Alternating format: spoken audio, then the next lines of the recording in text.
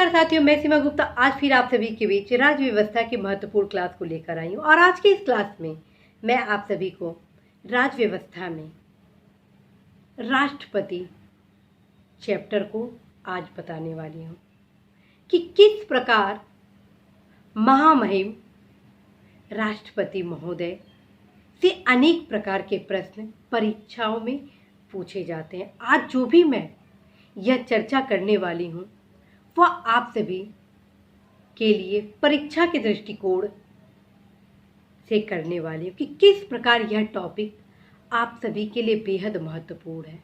तो साथियों, सबसे पहले आप यह जानिए कि आप विद्यार्थी हैं और आपको परीक्षा के दृष्टिकोण से उन समस्त तथ्यों को जानना बेहद खास है जो परीक्षा के पॉइंट ऑफ व्यू से आपके लिए जानना जरूरी है।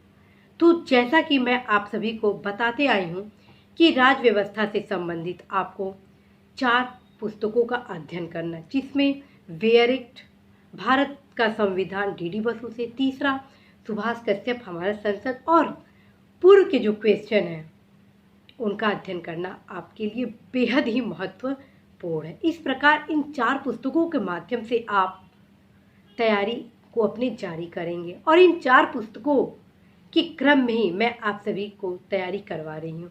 और उसी के क्रम में मैं भारत के संविधान अर्थात वेयर एक्ट से आप सभी का क्लास ले रही हूँ कि इसी बहाने इस क्लास के थ्रू आप सभी कम से कम वेयर एक्ट को कंठस्थ कर ले। तो साथियों, आज मैं कुछ नयापन भी करने वाली हूँ, क्योंकि एक ओर मैं आप सभी को वेयर एक्ट का अध्ययन कराऊंगी तो दूसरी ओर जो पूर्व के क्वेश्चन है, किस प्रकार से क्वेश्चन आने वाले हैं, उसके बारे में भी कुछ आप सभी को टिप्स देना है।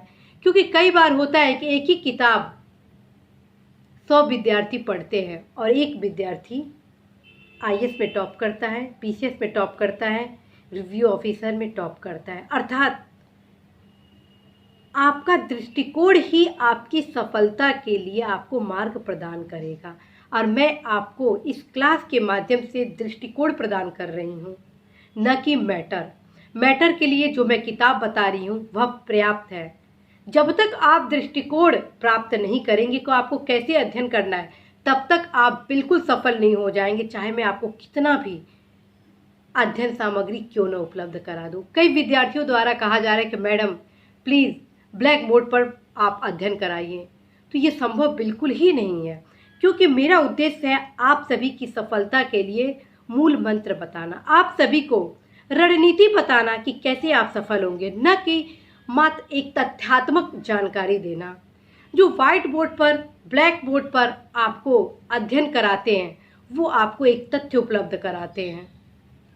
अब मेरे इस क्लास के माध्यम से आप सभी को दृष्टिकोण प्रदान किया जा रहा है कि कैसे आप अध्ययन करके आप सफल होंगे। जब तक आप परिश्रम नहीं करेंगे तब तक आप सफल नहीं होंगे।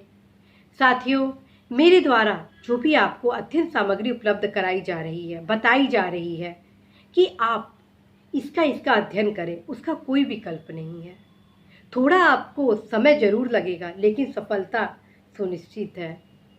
इसलिए आप अवश्य ही पूर्ण विश्वास के साथ नियमों का आप पालन करें, जीत सुनिश्चित है। तो इसी के साथ अब मैं इस क्लास को आरंभ करती हूँ।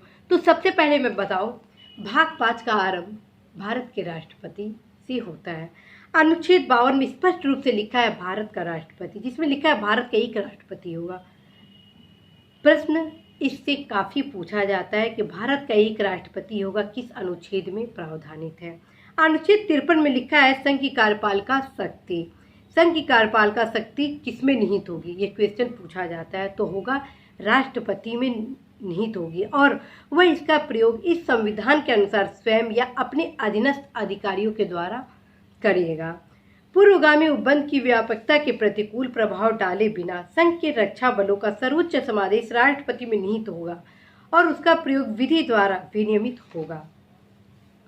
अनुच्छेद 54 में लिखा है राष्ट्रपति का निर्वाचन। यह कई बार क्वेश्चन पूछा जाता है कि राष्ट्रपति के निर्वाचन किस अनुच्छेद में किया गया है। तो आप देख रहे हैं राष्ट्रपति का निर्वाचन ऐसे निर्वाचक गण के सदस्य करेंगे जिसमें संसद के दोनों सदनों के निर्वाचित सदस्य, ध्यान रखिए, संसद के दोनों सदनों के निर्वाचित सदस्य, न कि मनोनीत सदस्य। दूसरा है राज्यों के विधानसभाओं के निर्वाचित सदस्य, न कि मनोनीत सदस्य, अर्थात जो निर्वाचित है वही इसमें पार्टिसिपेट कर सकते हैं। फिर है इस अनुच्छेद और अनुच्छेद 55 में प्रयुक्त राज्य शब्द में दिल्ली राष्ट्रीय राजधानी और पौंडीचेरी भी आता है, अर्थात दो संघ शासित प्रदेश कौन कौन से, दिल्ली और पौंडीचेरी स्पष्ट रूप से लिखा गया है। ये हो गया आपका 54 में कि राष्ट्रपति के निर्वाचन में कौन कौन शामिल हो सकता है, निर्वाचित सदस्य। अब आइए अनुच्छेद 55, राष्ट्रपति के निर्वाचन की रीति क्या है। राष्ट्रपति के निर्वाचन की रीति क्या है? जहां तक साध्य हो, राष्ट्रपति के निर्वाचन में भिन्न भिन्न राज्यों के प्रतिनिधित्व के मापमान में एकरूपता होगी। राज्यों में आपस में ऐसी एकरूपता तथा समस्त राज्यों और संघ में समतुल्यता प्राप्त कराने के लिए संसद और प्रत्येक राज्य की विधानसभा का प्रत्येक निर्वाचित सदस्य ऐसे निर्वाचन में जितने मत देने का हकदार है उनकी संख्या निम्नलिखित रीति से अवधारित की जाएगी। किसी राज्य की विधानसभा के प्रत्येक निर्वाचित सदस्य के उतने मत होंगे जितने कि 1000 के गुणित उस भागफल में हो जो राज्य की जनसंख्या को उस विधानसभा के निर्वाचित सदस्यों की कुल संख्या से भाग देने पर है। आपको ये सभी जो तमाम तथ्य हैं ये सब आपको अध्ययन करना होगा, क्योंकि इसी से क्वेश्चन आएंगे। एक क्वेश्चन के कई विकल्प आपसे पूछ लिए जाएंगे और सही विकल्पों का चयन आपको करना होगा।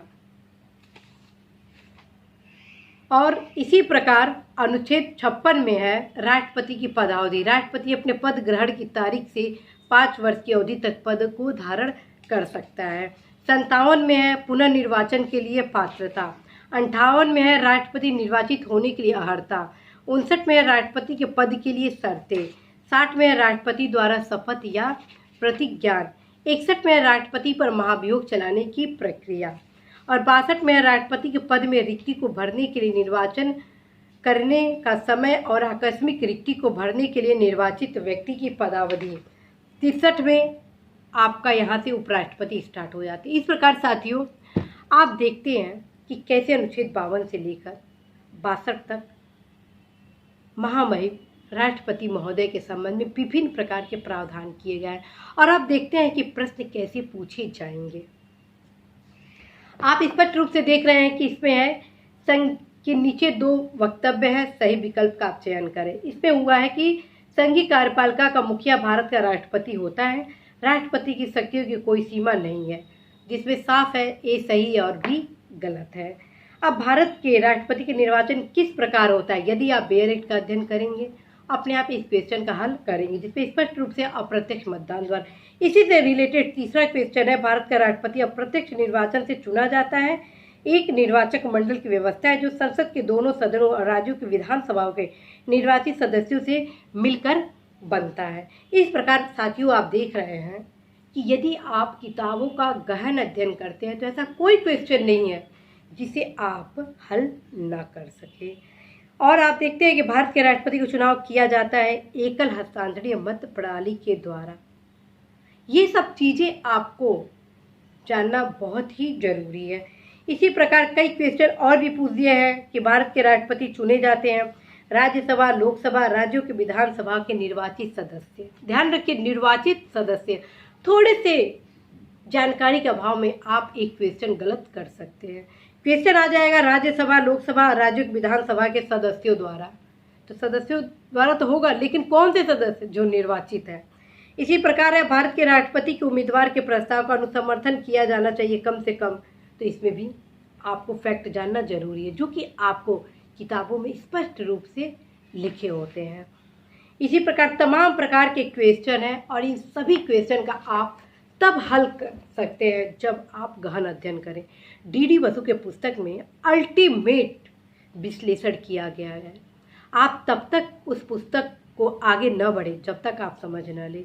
तो जाते जाते साथियों मैं आप सभी से यही कहना चाहती हूँ कि अवश्य ही आप आज राष्ट्रपति से संबंधित जो अनुच्छेद है उसका गहन अध्ययन करेंगे।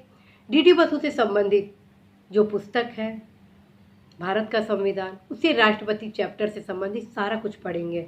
राष्ट्रपति का निर्वाचन, राष्ट्रपति द्वारा शपथ ग्रहण, राष्ट्रपति की शक्तियाँ, राष्ट्रपति के द्वारा किस किन को नियुक्त किया जाता है और राष्ट्रपति की स्पेशल अधिकार क्या है, राष्ट्रपति द्वारा जो अध्यादेश जारी किया जाता है, ये तमाम प्रकार के क्वेश्चन आप अच्छे से अध्ययन करेंगे। और साथ में सोने से पूर्व आप अवश्य ही पूर्व जो क्वेश्चन आए हुए हैं उसको आप हल करेंगे। तो साथियों, मुझे पूर्ण भरोसा है कि आप अवश्य ही इस क्लास का गहन अध्ययन करते हुए अपने अध्ययन को गतिशील बनाएंगे। इसी महत्वपूर्ण क्लास के साथ मैं सीमा गुप्ता आज आप सभी से विदा लेती हूँ। नमस्कार।